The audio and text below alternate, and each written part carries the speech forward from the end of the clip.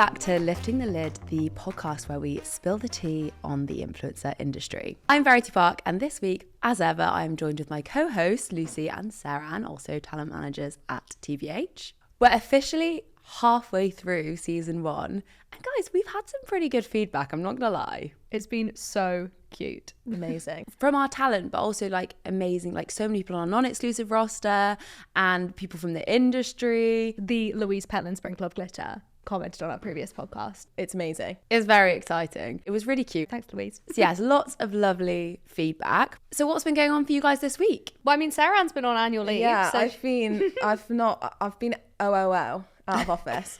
So I feel like I'm just getting back into the swing of things, like getting back into those emails, which is quite scary. I've got to say, you're glowing right now. You're giving post-holiday energy. Wow, thank you. I mean, the tan is not real, but the freckles are popping. the freckles are real, the tan is not. But you know what? That's okay. Stay safe in the sun, guys.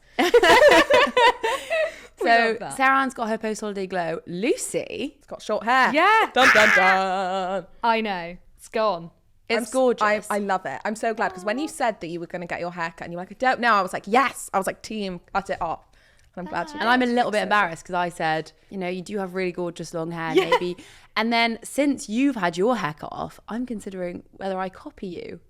Am I an influencer, guys? Do it. Cut it off. I feel like cutting of the hair is just nice to get out of the way. Yeah, and also I think hair can be quite overwhelming, and I'm loving the short hair life. I can't lie. I did say to Verity though, before I got it cut, I said, well, the problem is if I get it cut and I hate it, I'm going to have to quit the second half of the podcast because I can't be on camera. You could have just bunned it the whole time. Yeah, slick Rick the whole Like time. just a low. Would have to be a low moment. Yeah, it You has know to be. how much we love a slick Rick Exactly. as well. I've not had one yet this season. It's because of your new hair. Coming soon. So what else has been going on? Wow. So obviously I've been away and I came back to very exciting news, but also kind of jarring news at the same time. Okay. So I was, catching up with my inbox, and then I saw that we'd gotten one of our lovely Sonias an incredible deal with a brand. And I was like, oh, that's great. And I was like, hold on a second. I went to coffee with that brand. I know what you're talking about. Yeah, so I went to coffee with this brand like maybe 2-3 months ago. Yeah. And we were getting along really well, me and the person who worked at the brand. And I was obviously pitching in our amazing creators. And basically, long story short, they're like, oh, we're super interested in lots of people on the roster, but we need to wait a couple months. Like, we'll be back in touch with you. I was like, cool, that's fine. You know how these things go. And then obviously I come back and I see that one of our lovely Sonias is now doing a deal with this brand. Not one. Oh yeah, 2 Sonias now. 3. 3? Who's the other Sonia? My friend who we pitched. Oh God, yeah. So Seran did a really incredible, like, because you did creative treatments for them essentially, like a few of them, yeah. So we sent over creative treatments for ideas that our Sonias could do. That obviously was like really received really well by the brand. What's so annoying about it is that whilst I was away, I got an email from the person who worked with the brand being like, oh yeah, we want to work with Sonia. And then they proceeded to email Sonia via the email in their bio.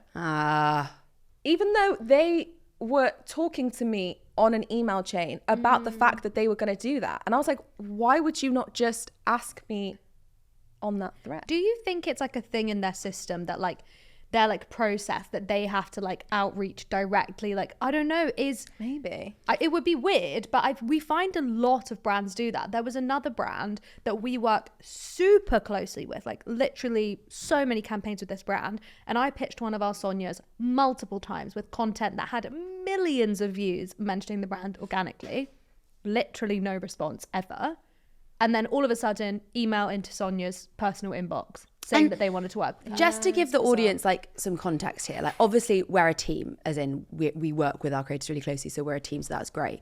But where it's like a little bit disconcerting is obviously a huge part of the value that we add our Sonias is by pitching them to brands.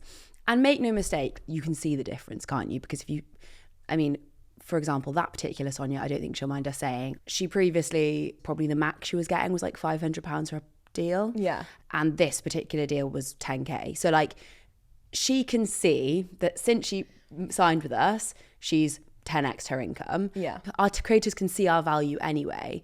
But where it's frustrating for us is like that is one of the things that we can prove our value with if we're bringing opportunities. So creators, if you're listening to this, and whoever you're signed with, if you notice an increase in brand opportunities off the back of being signed, whether that's inbound or whether that's coming directly from your manager, that is probably to do with your manager talking about you and having your name in different spaces and constantly communicating and talking to brands about you. So yeah, I just think that's like a bit of context as to why that would annoy us, because otherwise it probably wouldn't make sense. Just want the credit, really. Yeah, we just want the credit. And also just like, as well, like we put in so much time and effort to build these relationships. Yeah. And I feel like it's nice when actually you can have those conversations like super honestly with the PRs and stuff. Yeah, that is frustrating. I mean, I feel like that kind of comes back to what we were speaking about a few episodes ago about like AI managers and how like that then that whole conversation would never have happened. Yeah. So I think talking about AI, are we allowed to talk about the way that we've been doing emails differently? Let's talk about Superhuman. Yeah. And guys, we have a link. So, you know, if you, we will put that in the description of this video and sign up. Yeah. Let's talk about it here. This is not an ad. It's essentially a bit of a theme that Seran goes on annual leave and Verity and I make rash decisions. I know, it's kind of wild. Well, I mean, we won't talk about some of them because some of them are a bit random. Yeah. And maybe not good for podcasting ears. No, Oh, but yeah. this time we've completely revolutionized how we do emails. Yes. Entirely. The system is different. And basically, for context, Verity started using Superhuman when I was on annual leave. Then I started using it when I came back, and Seran was not on board. She said, I hate this thing Verity's using, don't like it. Well, to be fair, I'd never You tried tried that behind my back. No, I never tried it. You said it looked stressful. Yeah, I said it looked stressful. I didn't say I hated it. I just said like that. Oh no, looked you scary. mean what Seran said to me that I passed on to you. Wait, what did I say? You said that it looked scary. Yeah. Yeah, I feel there was basically some comment about the fact you didn't like it. And then I started using it. I was also, I hate this at the beginning, but now I'm obsessed. So then when Seran came back from annual leave, I messaged her and said, I'm really sorry to tell you that I'm team Superhuman now. No, I feel like I will like it. It's just one of those things that when you come back from annual leave, it's like you have to just feel like you're kind of treading water a little bit. Yeah. So I feel like once I'm like in the swing of things, I can put my head down and actually get to grips with it. Yeah. But today and tomorrow is not the time. I feel like you're very passionate about Superhuman Verity. You can explain to everyone why it's amazing and what it does. I am, because I think like I do genuinely think AI is the future. Whether AI completely replaces humans or not is another thing. But I think if we're not using AI, then, you know, why would we not be using AI? We write similar-ish things a lot of the time. It allows us to repeat that but it automates the whole thing. Obviously, it's all still controlled by us, and we all write emails in different ways, so we all kind of use it slightly differently. But emails are the bulk of our job. Like when I see things from like productivity gurus and stuff being like, you should only be on your emails 1 hour a day. I'm like, that's not a thing for us. We can't do that. But I think we can be really productive and fast with how we use and file and manage our inbox. And that is why I love Superhuman at the moment. I feel like a speedy legend on it now. At first, I felt very stressed by the whole experience. I was very slow. I felt like an old lady trying to use an iPhone. It was not good. Gosh. But now I've got it. I'm like on my keyboard like an absolute whiz. Yeah. Flying through that inbox. Oh, you know what? I'm excited for that. Just to be able to have time to, you know, focus in on those like head down tasks. Where you can actually shut off your emails and know that like you can bash through them really quickly. Yeah. And I just think knowing like the snippets of what I know about how you use your emails, like I think you're gonna love it. Because I love my emails. Like I said, nobody ever. No, but as in like the way that I use my emails is like, if I didn't have the email app, I probably would go mad. I send myself everything. I'll be like, must like send someone this, send myself this. Yeah. Everything. I send myself everything. Oh, yeah. Yeah. So I feel like this is going to revolutionize my life. Yeah. Hopefully. And I also think like we all need to get into the system of is it do, delegate, and something else? Delay. Which we do anyway because we love a snooze. Love the snooze. Is there a snooze? There is. Superhuman. But it's better. A snooze, but it's better because You can snooze an email. So contextually, guys, Gmail snooze is where you can take an email out of your inbox and make it return on a date of your choice. However, this, we can put return to our inbox in 3 days, or obviously whenever you want, if this person has not replied to me. So we can be chasing people who haven't responded. And we love a good chase, guys. Oh my gosh, that actually has made me very excited to try this. Yeah. Wow. Life-changing. So AI inboxes, brands going directly to talent and upsetting us. I feel like we're always talking about what's upset us. I know. It's We're very dramatic. traumatized. Yeah. Seran's freckles and my haircut. That's the roundup of the week. One thing we have to talk about, because I think by the time this comes out, we will have an announcement from Molly May about what her next chapter looks like, the brand. Well, what we're assuming is a brand. What do we think it is? I mean, have you guys seen everyone on TikTok talking about maybe? As Yes. in M-A-E-B-E. These people need to be in the FBI. No. The investigation they have done. I can't remember the girl's at, but oh my goodness, she is a genius. Like, if anything happens to me, I want her to investigate it. Like, she's so... I haven't seen this person. Have you not? Seran, you have to explain to Verity what the video is. Okay, so basically, I think she started off by looking at her Skims, like, company's house address. And then Skims? Are you not okay? Skims. Oh my God, sorry. Like, Filtered I'm so by Molly tired. May. Filtered by Molly May. Am I okay? Kim K, Molly May. To be fair, Molly May is my Kim K. Yeah, exactly. She's the UK's Kim K. Filter by Molly May, rather, the address, and then basically found this new company called Maybe, which they already have an Instagram account, which now has, like, last time I checked, it had like 11k followers. Oh my gosh, it's got like 50k now. It's Okay, crazy. yeah, it's wild. And the only person that account follows is Molly May. They also have a TikTok account, and the only person that follows is Molly May. And obviously, Maybe, like, it's May and then Bambi.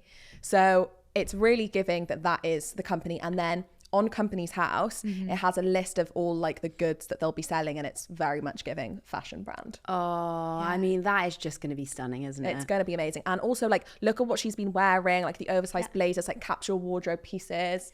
And another thing that someone else I think spoke about on TikTok is obviously her changing relationship with Pretty Little Thing, and how that kind of aligns with the fact that she is launching her clothing brand, because she was obviously super close with the team at PLT. She was creative director for a year, I think, and it was this huge dream role. And then all of a sudden, after a year, she stepped down and said it was to focus on being a mother.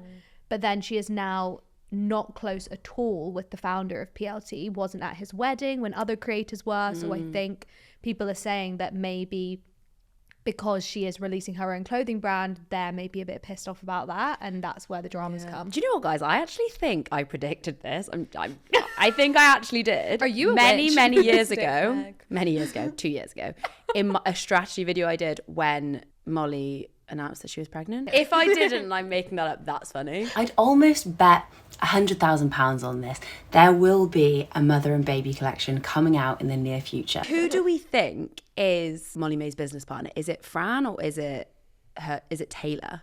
Oh, I would guess Taylor, but Taylor's just launched a fragrance Yeah, I brand don't with her think it's husband. Taylor. So I don't know if that husband partner, I don't know if they're married, but so I don't know if that would make sense. But I think that whole, like, they both have babies the same age, like, could work. But it probably is Fran, isn't it? Realistically, I would say it's Fran, more likely, because, I feel like launching two businesses at the same time, like, brave. Could it be Zoe? But then Zoe doesn't have a baby. It's not baby kids' brand. clothes. It's ladies' clothing. Ladies. I thought people had I thought people had guessed that it's baby and, like, as in, like, baby and mother. Like Mama and Me, like I've not matching. seen this. Yeah. No, I haven't seen Oh, this sorry, either. because remind me what it's called again. Maybe. Maybe. Yeah, baby, maybe, Bambi, Maybe baby. Molly and Molly and Bambi. Such a tongue twister. Molly and Bambi. Oh, I didn't know this. I thought it was just. It doesn't have kids' Ladies. clothing on the Company's House thing. Oh, No. fine. It's So- got like. Do you know what, Leather guys? going Like, off. the fact that this is gonna have, like, people are gonna know what it is when this comes out, and where it's gonna come out. Like, it's gonna be watch embarrassing. Is that how you say it? I don't know why you say it like that. Embarrassing. Yeah. It's just a thing. Yeah. Okay. Well, I've just copied you. You're so cool. I know. But when we're on the topic of Molly May, Oh. we can't not talk about the video that she has posted for her comeback to YouTube. Now, we don't want to, like, dive into Molly and Tommy's personal life. That's their life. They are parents to a child. Speaking about someone's breakup is not great. But the way that she returned to YouTube, I think, is something we can talk about. Yes. I think it's iconic. Like, I actually think I know. that it is one of the best comebacks ever. Same. The way that she's dealt with it all is just very demure. It is so demure. It is. It's demure. It's mindful. It is cutesy. It's so cute. But I feel like it was the perfect balance of clearly what she said was planned, but it felt so authentic and so honest. And I think that is why everyone just loves Molly May. Yes. Like, people, I feel like she's someone that people could have really not taken to, but her genuine attitude and like vulnerability is just insane. Yeah, I think you can really see it as well in the way that she spoke so honestly about like parenting during the situation. Just and also it's just like the perfect balance of like saying something but not revealing everything. Yeah. Like, she's giving her audience, who she's built this incredible community and relationship with, enough, but actually you can tell that she obviously is holding stuff back. It's not like she's like bawling her eyes out on camera, which is fine if that's what she wanted to do. But I think just the way that she's going about it is actually really strategic, but it doesn't feel that way. And and I mean, there's an argument for, did she have something coming out that she wanted to get on with? And actually, I felt like the whole nation, all of her followers sort of felt for her in that situation, like, and could really see themselves in what she's decided to do and her decision to come back onto YouTube and start work again and like distract herself. I mean, I feel like the best way of getting over a breakup is throwing yourself into something else. 100%, Yeah, 100%. definitely. Keeping yourself busy. And I think the fact that she is a mother, and like she mentioned in the video, like Tommy will always be Bambi's father, so there'll always be a form of relationship there. It's like, if Bambi was to find that video when she is 18, 20, 25, whatever, it's not her mum airing all their dirty laundry and being angry at her dad. It's just her mum being a woman who's going through a tough time and finding a way to pick herself up and move on. And I think that is an incredible thing, an incredible example to be able to set for her child as well as her audience. Yeah. And also, like, I don't know if this is going to sound patronizing, but she's so young. Yeah. I know. Like, she's doing this in public, which is like incredible, and she's handling it so well with a child. Like, I just feel like this is why she is like the people's princess, because she's just incredible. I completely agree. Like, that's what I was about to say. I was literally in my head, the words I was about to say next was, this is why she's our queen. Like, that woman, Yeah, like, she's amazing. setting an example. What a woman. Moving on slightly from that, on the topic of demure, mindful, cutesy, what is a green cut crease? Hello? Pardon? Yeah. I feel like Tom would know what this is, but What we is don't that? know what that is. Tom, help. Tom. And then, like, when you used to do like Anastasia Beverly Hills makeup and you'd like... Yeah, I know what. Yeah. But what is a green cut crease? But they're just saying, why the F are you turning up to like the green eyeshadow on this? Oh, so a green cut crease is brat, I'm assuming. Well, it's not demure. It's like No? Well, I mean, She's saying it's not demure. it's not demure. Like, you she's shouldn't not be showing turning up to with a work. green cut crease. in a I just green don't cut know what that crease. means. Sorry, that was Okay. so out of context. I thought you were talking about something totally random. Like, No. what is a green cut crease? I am What is this trend? obsessed with this trend though of brat and demure. I think it's great. And my friend the other day was explaining to one of my other friends. She was saying, I don't understand what brat and demure is. And my friend goes, well, if Lucy would do it or wear it, then it's not brat. That's true. Yeah, I think that's true. But guys, I actually, I was speaking to a content creator yesterday, and I mentioned brat and demure, and I was like, oh, we could write something about like what's brat and what's demure, and she was like, yeah, that's a bit out of, it's a bit behind the times now. Like, that's done. And I was literally like, oh. It's going to be very behind the times by the time this comes out. I know. So I was just thinking that. I was like, maybe I should save us and we should move on because we're just so out of touch. So I know obviously we said we're not going to talk about the breakup, and that still definitely stands. But I think it would be an interesting thing for us to talk about how a lot of brands immediately jumped on Molly and Tommy's breakup as kind of like a trend that they could monopolize on, and how that felt. I just think a multi-million-pound brand, or however big a brand is, trying to make money off of people going through heartbreak is the most cruel and distasteful thing I've ever seen, I think, personally. I just think it's not right, and it shouldn't be done. I agree. I think like it's so interesting, isn't it? Because obviously on socials, and like I can't speak for, I've never worked on as like a social media manager, so I don't know.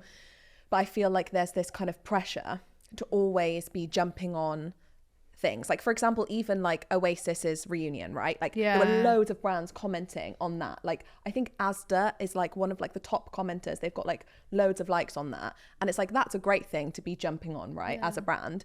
But obviously Molly May and Tommy's breakup was going to be one of the biggest things. I mean, it was the biggest thing in the news that day, probably. It was literally front page BBC News. Crazy. Which is crazy. Like BBC, Sky, like massive news outlets. And it's really interesting to see how even something negative brands feel like they can speak on in that way. And I don't know whether it's like, should they be drawing the line where that's just not appropriate? Not just speaking on, like sort of mocking in a way. Yeah. Like Domino's did one where they were like, oh, like everyone needs a night in to mourn it or something, and let's have a pizza. And I was just like, that's horrible. Like, It's horrible. And also the thing is, I think because we all follow her on YouTube, we feel like we really know her. And like I was saying, like in a way, we're obviously not feeling her pain, but we're feeling really sad for her in a way that you would for a friend. So like having people mock, or brands mocking that and sort of making a bit of a laugh out of it, feels really wrong. Yeah, it does feel a bit mean and a bit too close to home. Like, I think I understand like brands, like you were saying, have to jump on things and jump on trends, but it just feels like it's a very raw thing that a lot of people go through. So it feels like, was there not someone in that team that thought, actually guys, maybe this isn't a good idea? Yeah. But I think, again, like I said, I think it's pressure. It's like, you know that making a post about it, it's going to get engagement. Yeah. And that's the whole point of a social media team. Like, it's to get clicks. I'm not saying it's right. I'm just saying that's probably their mindset, right? It's like, oh, we need to hit targets. Yeah. We need to hit those KPIs. Like, let's make a post about Molly May and Tommy. Yeah, you're right. Yeah, that's so true. I did see a brand on TikTok though. They're like a designer resale brand, and they made a TikTok, which maybe this is me just contradicting everything I've just said. They were like, Molly, we're so sorry to hear about your breakup. We'd love to gift you this Birkin to make you feel better. Oh my gosh, that's amazing. I'll take it. She doesn't want it. Can you imagine that? I wonder if she took it. She probably didn't. She probably already has one. Yeah, but you can never have too many. Well, that's true. Okay, so we've still got lots of questions from last time that we haven't answered because A, we take so long to get through them, but we've got to give a solid answer. I'm okay with that. We actually had lots of quite funny questions through, and we've had some more as well, which I've actually not added to the document. Sorry, Sophia. What is the biggest deal you've ever negotiated for a creator? I definitely know mine.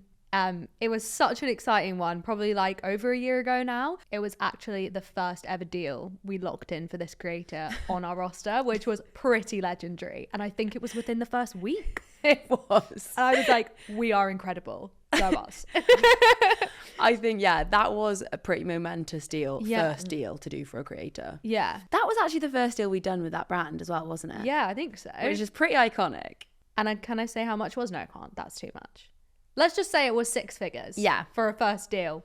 Not too shabby. Yeah, amazing, incredible. First deal for the brand, and first deal we'd worked with that brand, but also the first time that creator had ever worked with that brand. Yeah. There was a lot of firsts going on. Which is really unusual because typically we do a bit of like smaller partnerships first, extending into longer partnerships, extending into 12-month partnerships. But I can't lie, it did actually bring me a little bit of stress because I felt, gosh, we've really peaked in week 1.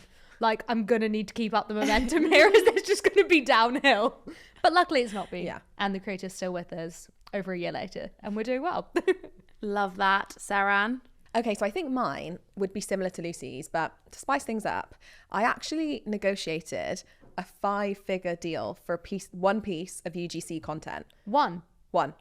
UGC, which I think proves how much money can be made doing UGC content. So obviously there was paid spend put behind it, and I can't remember off the top of my head how much, but it wasn't uncapped, and it was for maybe like 4 or 5 months or something. Oh. And it was for a big global brand. So that Yeah. was pretty amazing, that deal. And I remember thinking, gosh, like I remember whilst I was negotiating it, I was like, wow, I am being surprised. And it was quite exciting actually, because I felt like it was really pushing me out of my comfort zone, because I'd never negotiated a deal that big for a UGC piece of content before. Yeah, that was a great negotiation from both of you.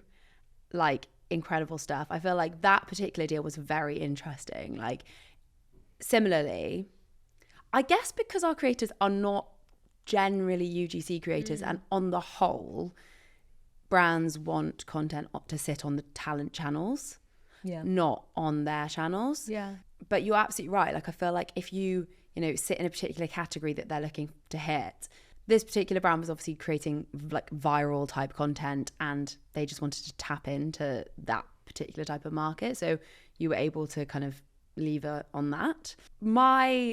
Probably the biggest deal, and I didn't actually negotiate this directly. I negotiated all by myself. I negotiated this with someone. It was a 500k partnership, or verging on 500k. And it was a lot of different types of usage of that creator's name, image. It was a whole load of Instagram story content. I think it was actually only on Instagram, because that creator only worked on Instagram. And it was only stories. Not only, okay. but I'd say like 90%. Wow. It would make sense if I told you who the creator was. I want to guess. I feel like I can guess. Really? Really? I don't know. I'm just guessing. Well, based on who I know you've worked with. Go on. Will you bleep this? No, I'm talking about. And it was cartoon image of her, which would then be used on loads of their product. That is crazy. Yeah. Wow. That's really cool that they did put a little cartoon of her. Okay.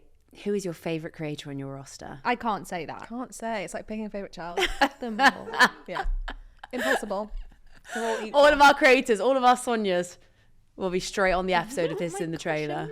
Imagine. I could never pick a favorite child. What about you, Verity? Do you have a favorite one? No. Who's your favorite? I actually I have a question for Verity. Who's your favorite out of me and Seran? No! It's me. No! Just because you were firstborn. One of you's brat and one of you's demure. I'm not very brat. I think you are. In comparison to me. You're more brat than me. I could probably be more brat than you, actually, I think. Yeah. I think you're quite brat, Verity. Me? You're the most brat, Tom. Well, yeah, Tom's the most brat, but I wouldn't call me brat, and I wouldn't say I'm demure either. You're more brat Well, than I'm more demure. brat than Take demure, off the maybe. B. Rat. Yeah. That's my true form. Even though I look like a frog. Make it make sense.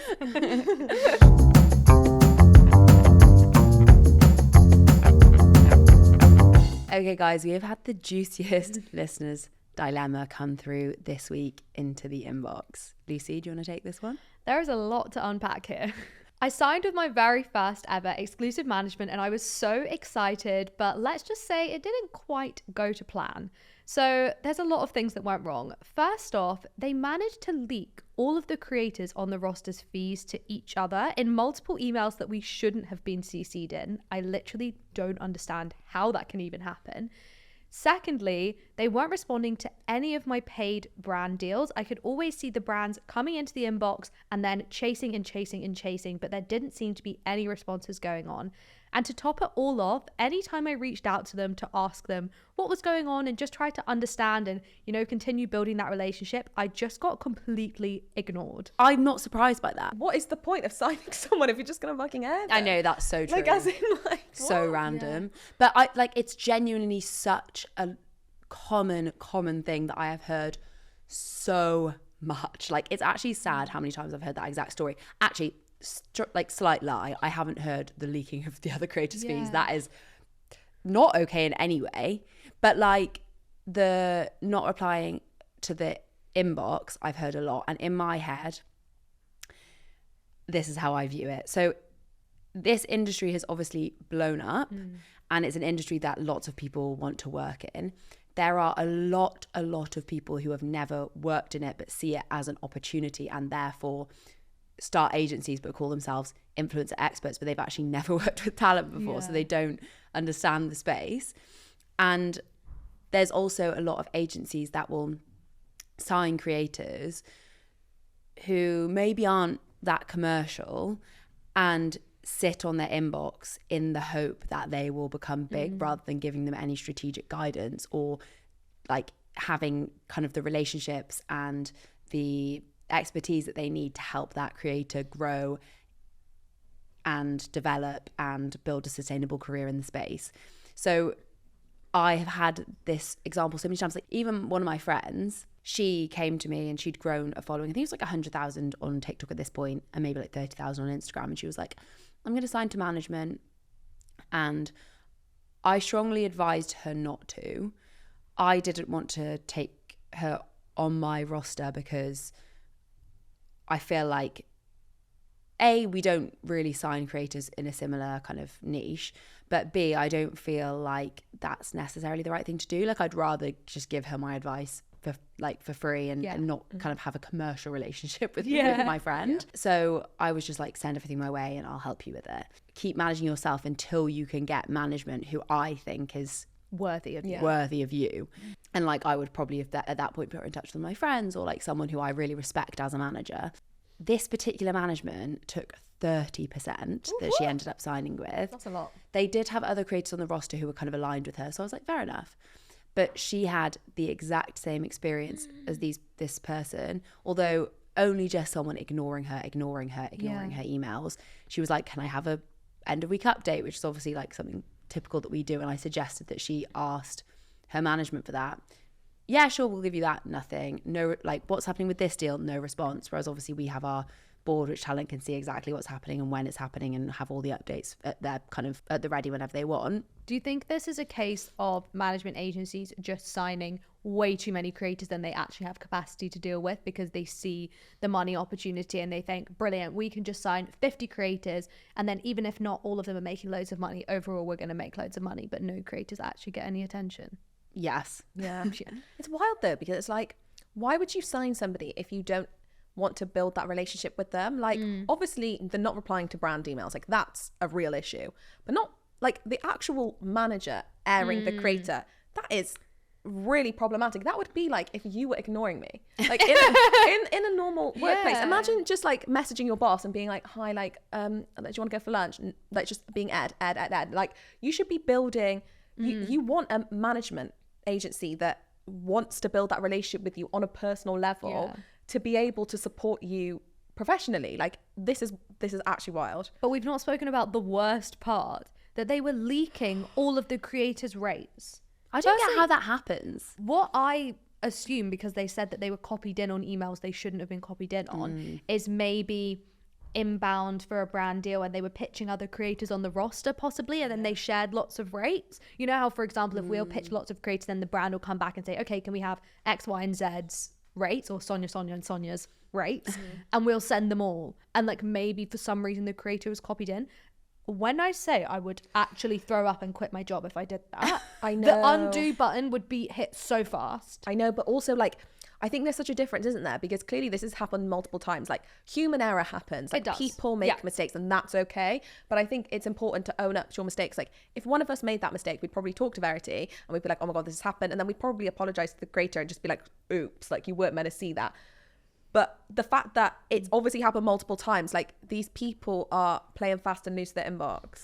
Because the creator said they tried to speak to the management and explain. So the management should have been aware and there should have been processes put in place. Yeah. Like, for example, a 30-second undo option, which we have on Superhuman. The best link thing in the description box. ever created. So yeah, as a creator, if you are going through a situation like this, get out of that management ASAP. I just think it's so important. Like, whatever size you are as a creator, first of all, consider, do you need management yet? Sometimes you might. Sometimes you need that kind of wider strategic vision. But I would always say, please try and manage yourself before you get management, because otherwise you can't see the value that the management are adding. Yeah. In the example that we were talking about with that Sonia, who we got that deal in for the first week, and the other Sonia who's we 10x her income, they know that we are adding value because they can see it, they can feel it, they can see the relationship, etc. If you don't know kind of what your baseline is before you sign with management, then you can't see what the improvement is or what the value is that they're adding. So always try and manage yourself first, and do not ever rush in to management. I remember you always saying you're better to have no management than have the wrong management. And I think that's so true. So true. And that is the end of episode 7. What have we learned, guys? Oh, I feel like it has been a roller coaster and I don't know what has I happened. feel like it's felt really long. It has. Are we boring you? Yeah, guys, I'm bored. We've spoken about brands not jumping on trends just for the sake of it. Jump on Brat and Demure, but don't jump on someone's breakup. Yes. Yes, exactly. We've learned that Molly May is the UK's queen. Absolutely. Yeah, people's princess I prefer, but Okay, yeah, fine. That superhuman is our new best friend and that AI definitely has a space in the management world. yeah, and it's better to not have a management than sign with the wrong one. Correct. Thank you so much for listening to this episode of Lifting the Lid. Don't forget to subscribe and follow wherever you get your podcasts. And you can find us on socials at TBH Talent. And you can watch all the episodes on YouTube. Just search Lifting the Lid or TBH Talent. Bye!